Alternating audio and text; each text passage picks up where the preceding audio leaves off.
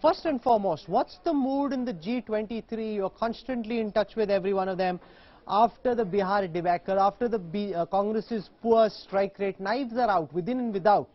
How does the so-called rebel camp in the Congress look at what happened in Bihar and the aftermaths that we are seeing? Sanjay Jha.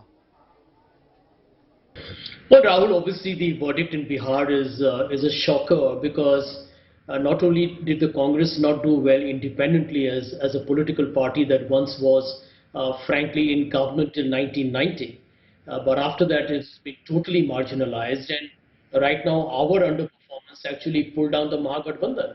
So if today Tejasvi Yadav is not the chief minister, the prime responsibility rests with the grand old party of India. So it's a very dismal, depressing performance. Now, as far as the G23 is concerned, you heard Mr. Kapil Sibal's interview today, or whatever he said to the Indian Express.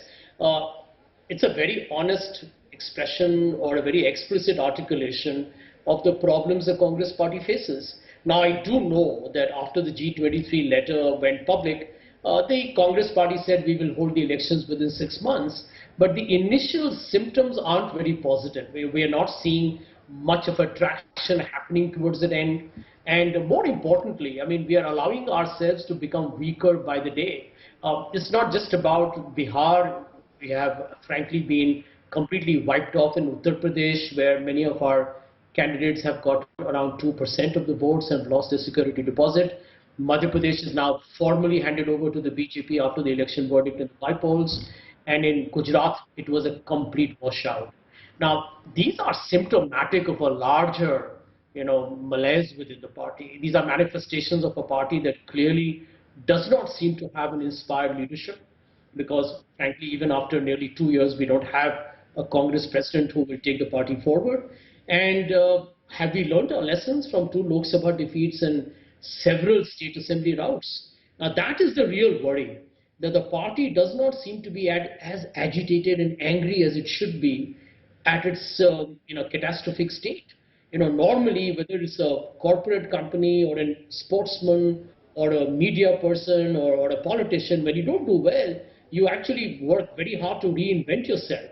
And in the Congress party, we are seeing no energy, no passion. There is no determination to turn the corner. And that's the reason why all of us are quite dismayed. Interview talks of elections in India, Sanjay, becoming more and more presidential.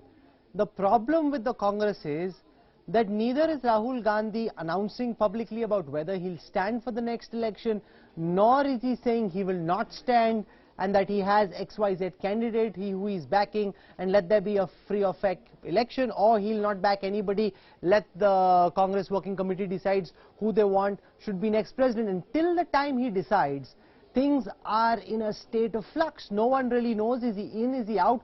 All of what you're saying is true, but till the time they decide what's happening with Rahul Gandhi, until the time Rahul Gandhi decides what's happening with Rahul Gandhi, none of this moves. Oh, Rahul, that is the relevant issue. And let me bite the bullet on this one. I mean, somebody has to bell the cat. Let me do it on your channel today. I think Rahul Gandhi, when he quit as the Congress president, he took a bold, courageous decision. It had a moral character to it. Anybody who accepts defeat and takes responsibility as a leader, in my opinion, gets 10 on 10.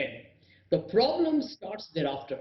That Rahul Gandhi, if he said once, which he did actually in writing to the Congress Working Committee, that you should elect a new leader.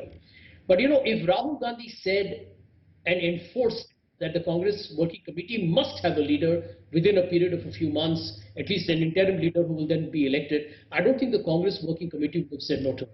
I think it's a public secret that Rahul still takes some of the most strategic calls in the party, although he may not be the Congress president or holding any position. So the fact is that if Rahul even today says that, I repeat that I don't want to be in the fray, I don't want anybody from my family to be in the fray, which he said earlier, and I do believe that the Congress party must have a new president who will be a non-Gandhi in that case, I think the Congress Working Committee will do that. The problem is that nobody knows where Rahul Gandhi stands at the moment. And I think that's creating a massive amount of confusion in the party. Nobody knows, who to go to. And the result is the mess that we are seeing. The monumental, mammoth, cataclysmic disasters like Bihar and Delhi which make us look like a very, very weak party.